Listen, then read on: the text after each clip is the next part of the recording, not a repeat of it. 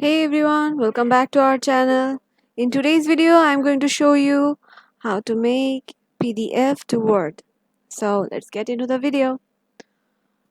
Once to make a PDF to turn into a video, go to your Chrome browser and search for I love PDF. It is my always go-to PDF to Word converter. So here click on PDF to Word converter. And once you are here you can select PDF file, click on that, and you just have to browse the file that you want to change from PDF to Word. So my one is at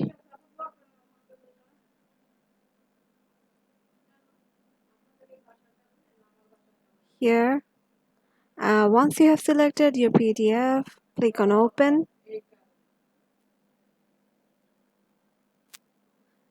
Then click on convert to Word. Then you just have to click on download Word.